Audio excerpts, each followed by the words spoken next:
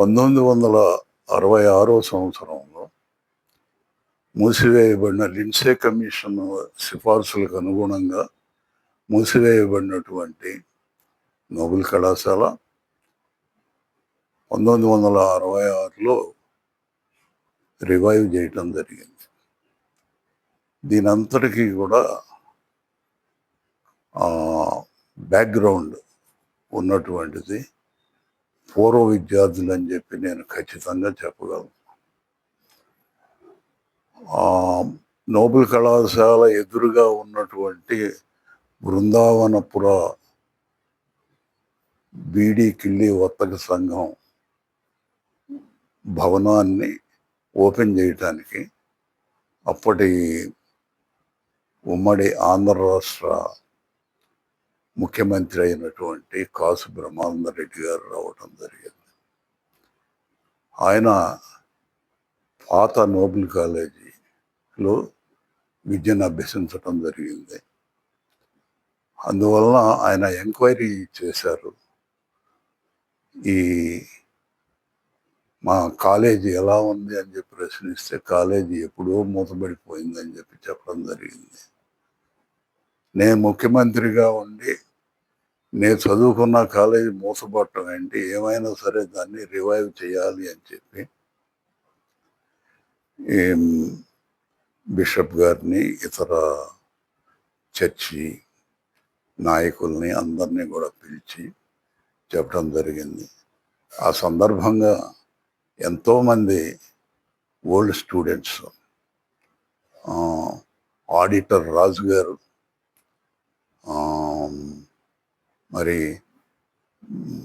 PC Paul గారి తండ్రి అయినటువంటి పుట్ల రాజారావు గారు, శీలం శ్రీధరం నాయుడు గారు మొదలైనటువంటి ఓల్డ్ స్టూడెంట్స్ అందరూ కూడా ఒక కమిటీగా ఏర్పడి దానికి కావలసినటువంటి ధనం మొదలైనటువంటి అన్నీ కూడా దాన్ని ఇది చేయటం జరిగింది.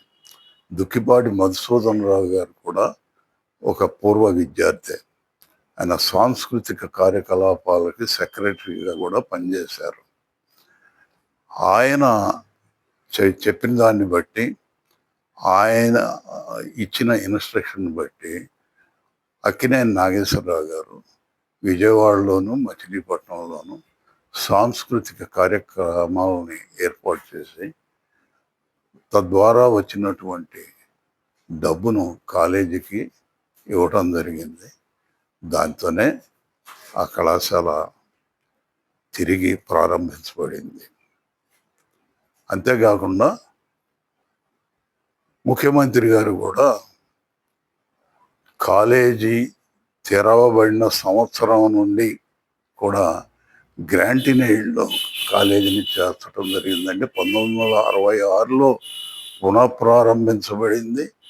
గ్రాంట్ ఇన్ ఎయిడ్ కూడా 1966 నుంచి నోబెల్ కళాశాలకి రావటం జరిగింది.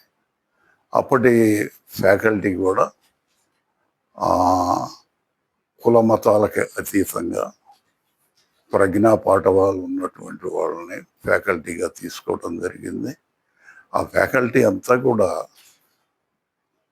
ఒకరికొకరు పోటీపడి నేను దేనిలో కూడా మిగతా వాళ్ళకంటే తక్కువ కాదని ప్రూవ్ చేసుకోవటం, సౌకర్యాలు ఉన్నా లేకపోయినా వాళ్ళకి అనవసరం, పాఠం చెప్పాలి, నాలో ఉన్నటువంటి శక్తిని నిరూపించుకోవాలి అనేటువంటి దాన్ని పెట్టుకుని ముందుకు సాగారు.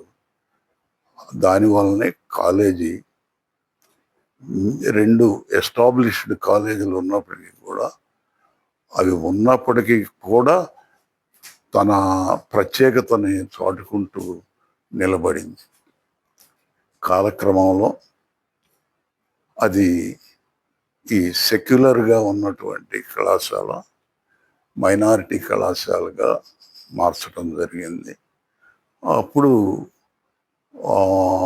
కొంతమంది వాళ్ళకు కావాల్సినటువంటి వాళ్ళ పిల్లల్ని, వాళ్ళ చుట్టాలని, బంధువుల్ని తెచ్చి కాలేజీలో చేర్చుకోవడం జరిగింది. ఫ్యాకల్టీగా చేర్చడం జరిగింది. అక్కడి నుంచే కొంత పతనం ప్రారంభమైందని చెప్పి అనుకుంటున్నాను.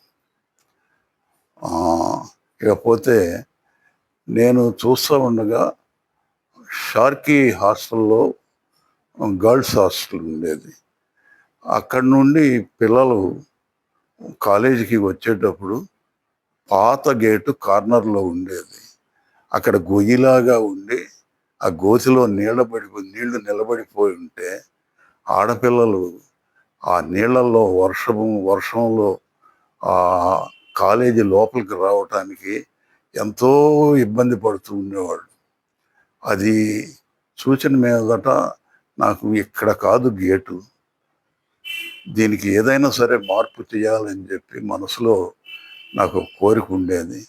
దానికి తగ్గట్టుగానే నేను ప్రిన్సిపాల్ అవటం జరిగింది. అవగానే కాలు తడి కాకుండా కాలేజీలోకి ఎలా ఎంటర్ అవ్వాలనే దాన్ని అంతటా ఆలోచించి షేక్ ఇమాం సందుని డైరెక్ట్గా కాలేజీకి ఇది చేసి, అంత పూర్వం అక్కడ ఉన్నటువంటి క్యాంటీన్ని తీసేసి ఒక నమూనాని తీసుకొచ్చి ఆర్చ్ని పెట్టడం జరిగింది.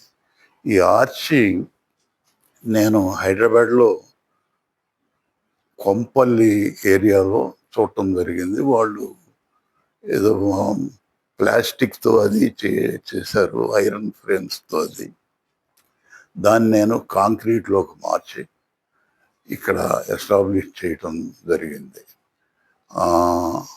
అది కళాశాలకు కూడా చాలా ప్రధానమైనటువంటి ఆకర్షణగా ఉంది నేటికి కూడా. కాకపోతే ఇప్పుడు దానికి పెయింట్స్ వేయటానికి కూడా బిల్డింగ్స్ అయితే వచ్చినాయి, కానీ బిల్డింగ్స్ మెయింటైన్ చేసే శక్తి కూడా ఈ కళాశాల యాజమాన్యం దగ్గర ఉందో లేదో నాకు సందేహంగా ఉంది.